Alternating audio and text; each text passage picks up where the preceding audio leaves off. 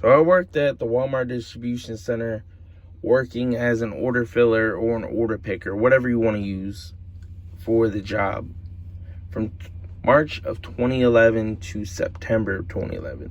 Short 6 months, but I will say it's one of the worst jobs I've ever worked. I worked a lot of jobs, and the job wasn't for me. There's a lot of reasons to go into it, mostly the management, the people that I worked with, and just the job itself. They worked you like a dog. I mean, some people are successful at the job. Some people like it. I will say there's a high turnover rate, at least the DC that I worked at. But from what I've looked at, every DC has a huge turnover rate. And I can see why. But I worked there, and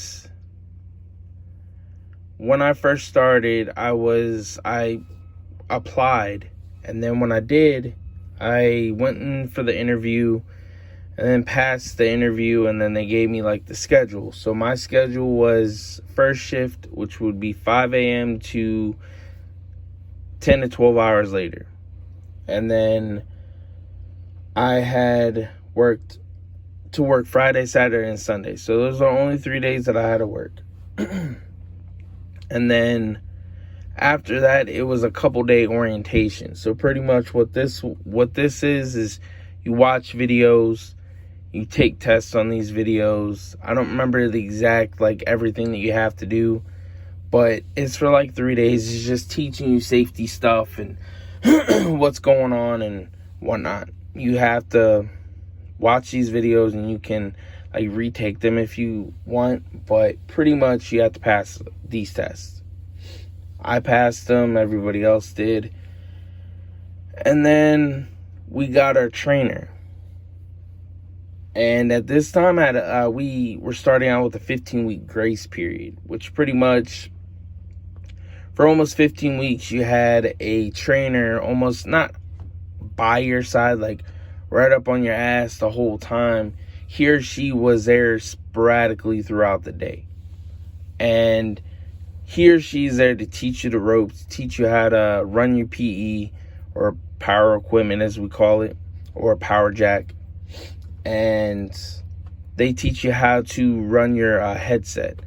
I don't remember what it's called then, but I guess they changed it now, and it's a different system called Lydia. I'm not really sure, because this was over 10 years ago. And pretty much it was just this little computer. You hooked it to your belt, and then there was this little earphone that went up over one ear, and then there was a little microphone that connected to it, and pretty much that was the computer to tell you what you needed to do, what aisle you needed to go to, how many you picked from a certain slot, and then that's how you did your day. Well, you had to program it, and that's one of the downfalls for me, because this is a production-based job. So it just that the freaking computer just really malfunctioned on me. It just wasn't working. Anytime I go to the pick and try to go to a slot, I'd say the numbers, because you have to say it in a certain sequence, and it just wouldn't respond. And I tried to reprogram it. I tried to talk to my trainer, tried to talk to the manager. They didn't really help me. And in my opinion, I felt like they just didn't give a shit. That's just my opinion. But I will say there's a couple little things I will give you, tips from what I know, is that always on your trips, try to have a slip sheet, multiple slip sheets, to hold your trip steady. So you don't want to just stack a 6 foot tall, 7 foot tall stack and not have a slip sheet on it. Pretty much what it is, it's a piece of cardboard, or sometimes a thinner piece of paper, that goes in between the layers of all your stacks. So once it gets to a certain height, you want to put your slip sheet on there so your stack will stay stable and it won't slip. What helped me out too is having a roll of shrink wrap with me. And why I say that is because it did help me out. And the reason why I say it helped me out is because I wasn't the best at stacking these pallets. I'm not gonna lie to you. That's another thing that put me over too, was my pallets would sometimes fall. And this is a production-based job, so when I worked there, in the 3 days that you worked there for that work week, you had to make a 95% or higher on your production. If not, you would get an occurrence. I don't know if they changed the rules now. I can't tell you. I just know that's how it was with me. And every occurrence, I don't remember the exact occurrences, how many you get before you get a step, but pretty much there's a certain amount of occurrences in the first step, and then there was less in the second step, and the third step there was even less. And then if you got to the third step, you would pretty much sit there and have a decision day or D-day, and then you figure out if you want to work there or not, or they'll fire you. So you quit or you get fired.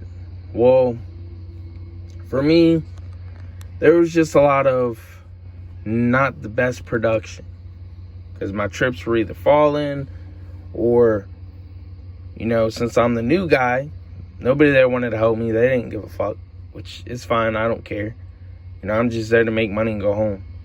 But, and my freaking headset kept malfunctioning. It wouldn't work for me. It wouldn't read out what I needed to. So I was sitting there at the slot for a while trying to get it to work. And so that led to my downfall.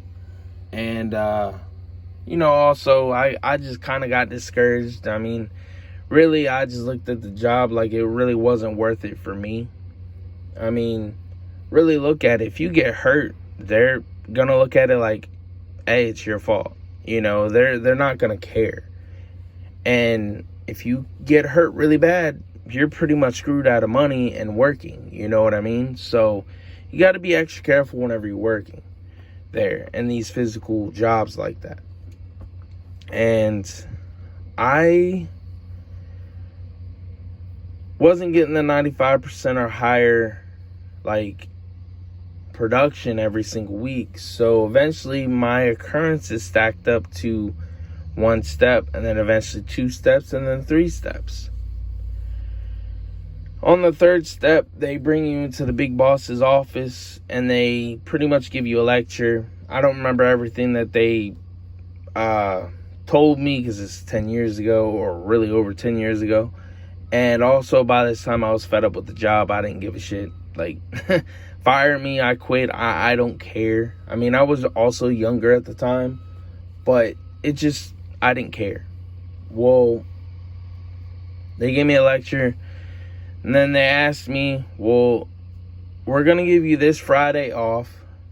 And since my only problem was production, what would happen is I would come back. If I wanted to come back and actually work, I would come Saturday and Sunday. And I had to make a 95% or higher that weekend. And if I didn't, then I'd be fired. And then after that, I think it was 6 months, I believe. Every 6 months, if I remember correctly, could have been 3, but I could have sworn it was every 6 months. You would go down your steps. Your steps would slowly drop off in your occurrences. And so what I would have to do is every single weekend, if I actually kept up with it, I would have to get a 95% or higher on all of my trips. And, throughout the weekend, I would have to add up all that to a 95%. If not, then I'd be fired. So I was like, forget this. I quit. I'm not going to go in here, bust my ass for another day or two and then them fire me, I'd rather quit. I don't care. I mean, I didn't have kids at this time. I still don't. I didn't have a family to take care of, nothing. So, I had it good. So it's not like it really mattered. But, I did that. And I will say the hardest part for me, and it seems like a lot of other people, is trying to get the stacking down. And then if you can get the stacking down, you're good to go. It's all gravy and potatoes from there. Like you're gonna be good, because if you do not, just say you stack something that is really weak on an edge or a corner, and then you start stacking heavy crap on top of that, your stack's gonna fall. The longest trip I ever had there was over an hour, and it was like a can trip. I hated those trips. Those were the worst trips ever, in my opinion, because if I remember correctly, those were the trips that you had to pick up all the cans. There was some juice that was involved in it, like Gatorade and whatnot. And it wasn't like low quantity stuff. There was like high quantity. And these aisles are small, so people are going past you really quick. And like I said, it can also slow you down whenever you're trying to pick a high quantity amount of things out of the slot. Somebody else comes up and they need a high quantity amount, and then we also got to wait for people like the Lyft drivers that restock the little slots. I don't remember what they're called, but that can also slow you down and slow down your production and all that. But I mean, you can make incentives. I know people there that was making a lot of money because they were just knocking out these trips really quick. It was just for them like nothing. But for some, it's just more difficult, and it just isn't for them. I was making, which is regular pay, every 2 weeks, if I remember correctly, $700. So, and you did get breaks. You got two, at least when I worked there, you got 2 15-minute breaks that you didn't need to take. And you also had a 30-minute break. But that 30-minute break you did have to take. The 2 15-minute breaks, you couldn't leave the property. You can go out there to your car if you wanted to. They were really strict on coming back late on your lunch. You had to clock out on your 30-minute lunch. Coming back late, or coming in late to work and coming in late from your lunch can give you occurrences too, so those add up also. And mind you only have 30 minutes for this lunch, so it can take a little bit. But that's really all I got. You gotta make sure that your PE is a good PE, because sometimes those PEs some of them are crap and they're broke. So make sure you have a decent PE. Make sure that you got all your equipment, stretch, do what you need to do so you don't get injured. If you really want to do this job, I'm not going to tell you that you shouldn't, but I personally would never do it again. I have a higher paying job than now, working what I'm doing now, than I ever did there. So I make way more now than I did then. And I'm actually happy at this job, even though I know all corporations, they don't give a flying about you. That's just my opinion. Unless you're working at a mom and pop place, it's different. But if you have any questions, I'll try to answer the best I can. I know things have changed, because it's been over 10 years. And I know I'll probably get some hate from people that actually work there and still work there and all that, saying it's a good job. Yeah, for some it is a good job, but not everybody. Let me know what you guys think in the comments.